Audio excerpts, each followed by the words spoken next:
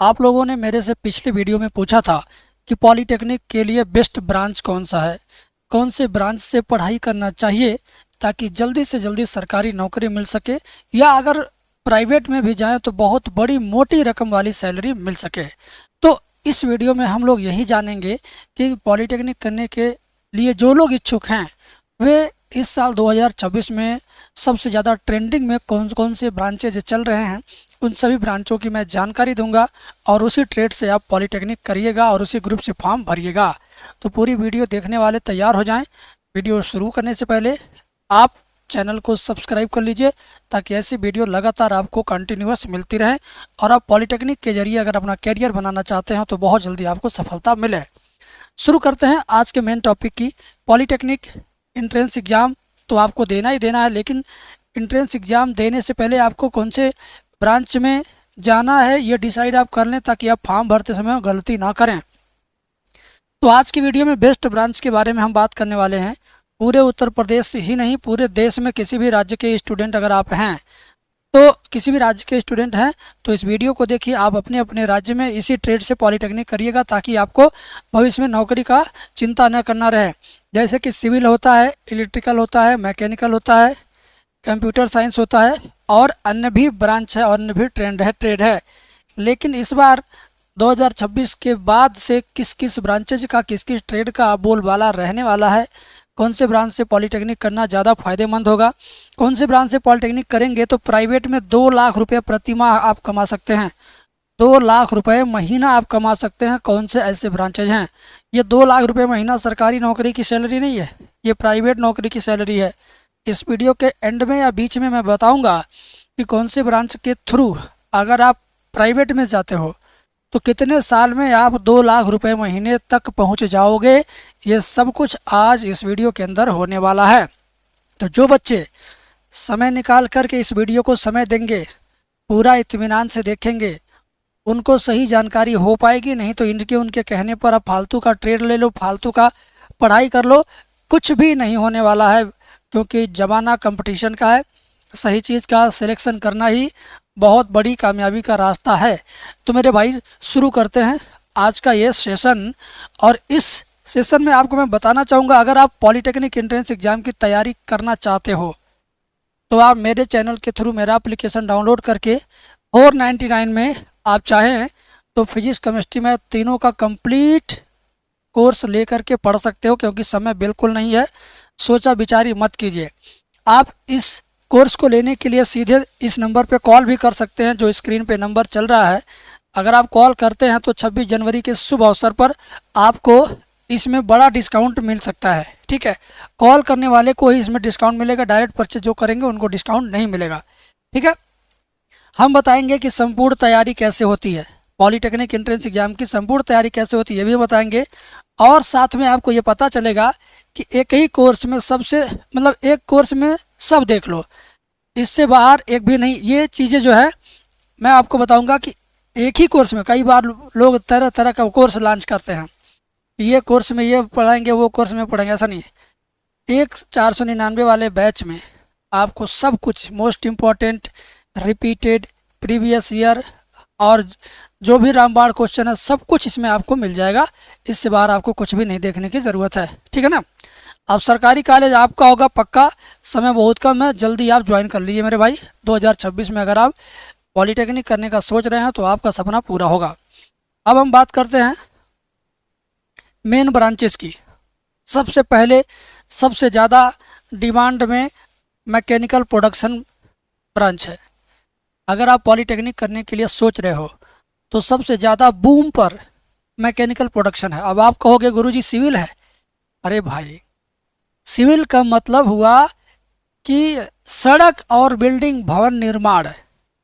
ठीक है, तो गवर्नमेंट सेक्टर की बात अगर हम करें या ज़्यादा से ज़्यादा नौकरी जिन क्षेत्रों में है वो रोज़ सड़क तो बनेगी नहीं, रोज़ भवन तो बनेगा नहीं। आम आदमी भवन अपना तो अपने ही स्तर से बना लेता है। जब गवर्नमेंट में कोई बहुत बड़ी बिल्डिंग बनती है तो वहाँ पर सिविल की ज़रूरत होती है। लेकिन मैकेनिकल की मैं बात करूँगा, सबसे ज़्यादा बूम अगर है, टॉप 1 पर अगर कोई है तो मैकेनिकल प्रोडक्शन है। मैकेनिकल प्रोडक्शन में बहुत सारे रास्ते हैं, बहुत सारी संभावनाएं हैं और मैं आपको बताना चाहूँगा, एक अलग वीडियो इस पर बना दूंगा कि मैकेनिकल प्रोडक्शन से अगर कोई बच्चा पॉलीटेक्निक करता है तो कौन कौन से विभाग में सरकारी नौकरी पाएगा और कौन कौन से प्राइवेट कंपनियों में नौकरी पाएगा। सरकारी में कितना उसका सैलरी होगा, प्राइवेट में कितना सैलरी होगा, सरकारी में 5 साल बीतने के बाद कितना ज़्यादा तनख्वाह बढ़ जाएगी और प्राइवेट में 5 साल 6 साल बीतने के बाद कितना सैलरी हो जाएगी। इस पर एक अलग से वीडियो मैं चाहता हूँ करना। आप अगर चाहते हो कि सर सरकारी नौकरी वीएस प्राइवेट नौकरी, दोनों के कैरियर ग्रोथ को, दोनों के सैलरी को मर्ज करते हुए एक तुलनात्मक वीडियो बना दीजिए, तो मैं बना दूंगा कंपेयर करके, और आपको उसको देखने के बाद एकदम 100% क्लियर हो जाएगा। इस वीडियो में हम सिर्फ टॉप 1, टॉप 2, टॉप 3 और टॉप 4, टॉप 5 ये ब्रांच के बारे में हम बताने वाले हैं। आप पूरी वीडियो ध्यान से देखना। नंबर 1 पे आता मैकेनिकल प्रोडक्शन, ठीक है। नंबर 2 पे है इलेक्ट्रिकल इंजीनियरिंग। अगर आप पॉलीटेक्निक करने के मूड में हैं तो आप इलेक्ट्रिकल इंजीनियरिंग में भी जा सकते हो। ये टॉप सेकंड का मशहूर ब्रांच है इस वक्त, और आने वाले 10, 12, 15 सालों तक इसकी डिमांड बहुत ज़्यादा रहने वाली है। तो अगर आप पॉलीटेक्निक करने वाले हो, करने की सोच रहे हो, आपका भाई पड़ोसी रिश्तेदार इसके बारे में सोच रहा है, तो उसको आप टॉप 1 और टॉप 2 ब्रांच के बारे में ज़रूर बताएंगे। या तो यह वीडियो उसको सीधे शेयर कर दीजिए ताकि आपका भाई, आपका पड़ोसी, आपका दोस्त या आप खुद अच्छी चीज़ों से, सही चीज़ों से जानकारी ले सकें। और हम बात करेंगे टॉप 3 ब्रांच की, तो ये है सिविल इंजीनियरिंग, जिसके बारे में बच्चों को गलतफहमी रहती है कि सिविल इंजीनियरिंग सबसे ज़्यादा अच्छा ब्रांच है। ये सबसे ज़्यादा अच्छा नहीं है, ये तीसरे नंबर पर है। क्यों? क्योंकि सिविल का मतलब हुआ इस तरह से कंस्ट्रक्शन। अगर आप सरकारी नौकरी का ख्वाब देख रहे हो तो जब बड़ी बड़ी बिल्डिंगें बनेंगी तो आप सिविल इंजीनियर की ज़रूरत होगी। सड़कें बन रही हैं इस वक्त, बीजेपी गवर्नमेंट में सड़कें ज़्यादा बन रही हैं, तो इसका मतलब ये नहीं कि हर सरकार में हमेशा सड़कें ही बनती रहेंगी। अगर सड़कें आज बन रही हैं तो सड़कों को बन जाने के बाद सड़कों के बनने का जो रफ्तार है वो धीमा चलेगा। बिल्डिंग बन जाएगा तो फिर बिल्डिंग बनने की रफ्तार धीमा होगा। तो सिविल इंजीनियरिंग में जो कैरियर है वो कभी अप तो कभी लंबे समय तक डाउन, तो फिर कभी अप तो कभी लंबे समय तक डाउन रहेगा। तो सिविल इंजीनियरिंग का ये स्कोप है, ठीक है। और इसके अलावा आपको टॉप 4 ब्रांच के बारे में मैं बताना चाहूँगा। चौथे नंबर पर है इलेक्ट्रॉनिक्स इंजीनियरिंग इंफॉर्मेशन टेक्नोलॉजी, ठीक है। आप ये चौथे नंबर पर है, लेकिन एक हिडन रिसर्च के अनुसार ये चौथे पे नहीं होकर के ये वाला हमारा जो CS है, कंप्यूटर साइंस टेक्सटाइल इंजीनियरिंग दिया हुआ ना यहाँ पर मैं आपको बताना चाहूँगा चौथे नंबर पर है CS यानी computer science. Computer science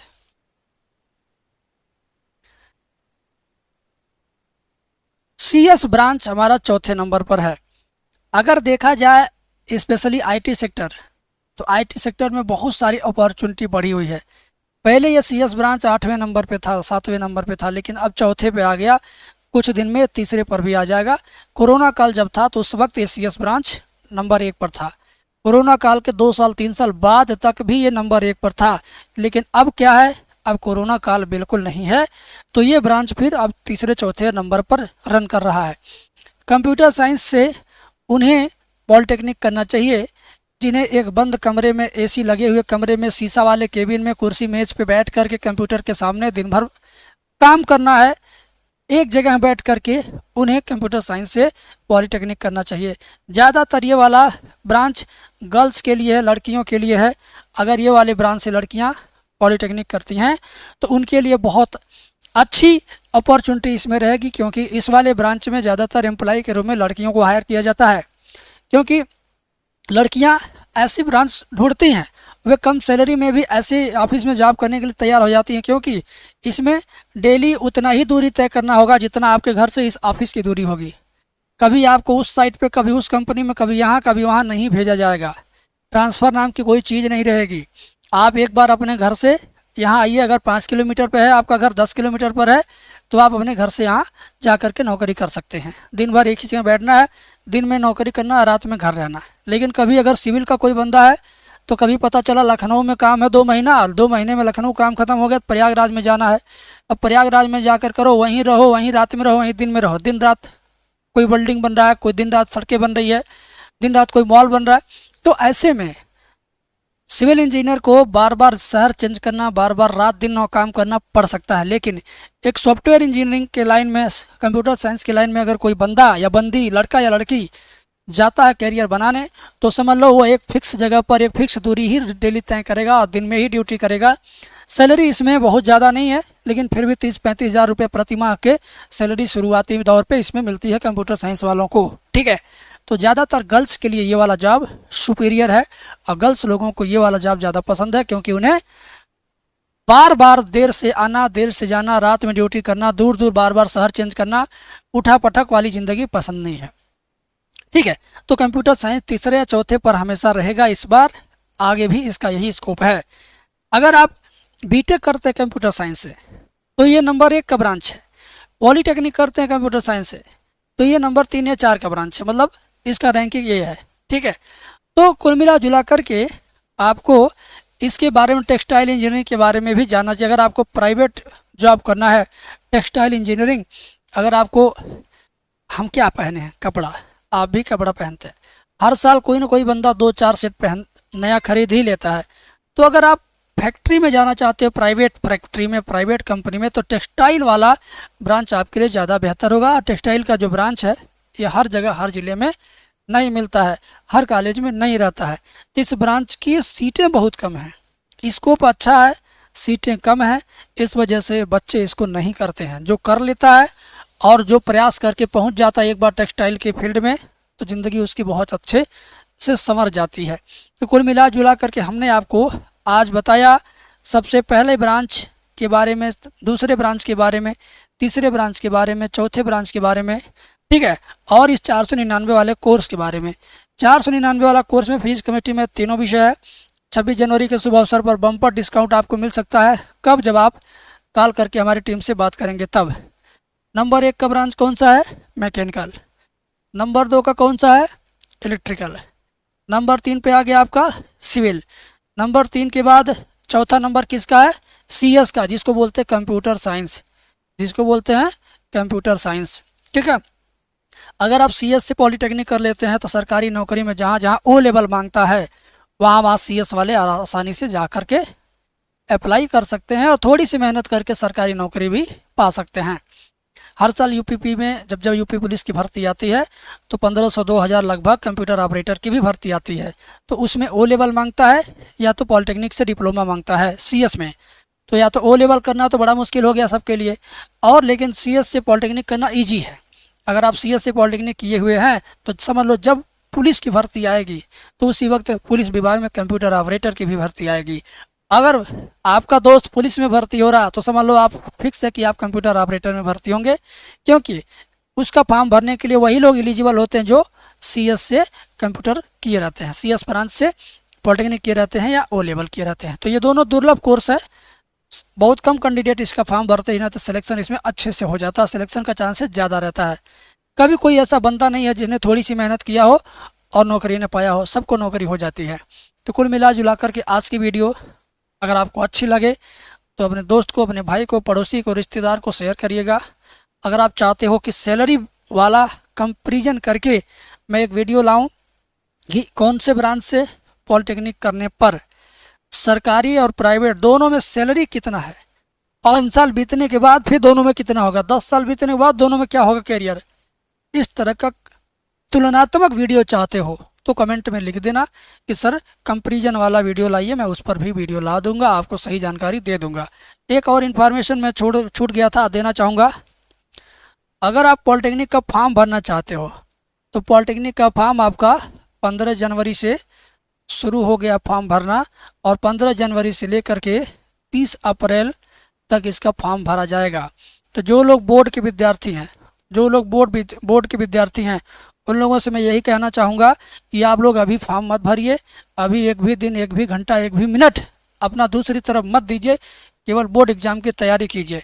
board exam की तैयारी कर लेने के बाद, एग्ज़ाम देने के बाद, आप मार्च में होली खेल लेने के बाद आराम से होली के बाद, बोर्ड के विद्यार्थी क्या है, होली के बाद इसका फॉर्म भरें। ठीक है, क्योंकि 30 अप्रैल तक लास्ट डेट है, आराम से फॉर्म भरिएगा। हाँ, लेकिन बोर्ड एग्ज़ाम की तैयारी अगर आपकी अधूरी है तो आप डिस्क्रिप्शन से एप्लीकेशन मेरा डाउनलोड करो, 16 घंटे वाला मैथ का कोर्स लो। 16 घंटे वाले कोर्स से पढ़ो, आराम से तुम्हारा फर्स्ट मैथ और सेकंड मैथ दोनों कंप्लीट हो जाएगा, अच्छे नंबरों के साथ पास हो जाओगे। फिजिक्स केमिस्ट्री हिंदी इंग्लिश मात्र 40 रुपये के कोर्स में हम दे रहे हैं आपको, ठीक है। मैथ वाला कोर्स 16 घंटे वाला आपका 218 का है, तो आपको पता ही है, ठीक है ना। तो कुल मिला जुला करके आपको लाभ ही लाभ है हमारी वीडियो देखने से। इन्फॉर्मेशन भी मिल गई, कोर्स के बारे में जानकारी मिल गई, सही चीज़ क्या है गलत चीज़ क्या है ये भी आपको पता चल रहा है, और अब आपको सही डिसीजन लेना है, ठीक है। तो मिलेंगे अगली वीडियो में। Thank you.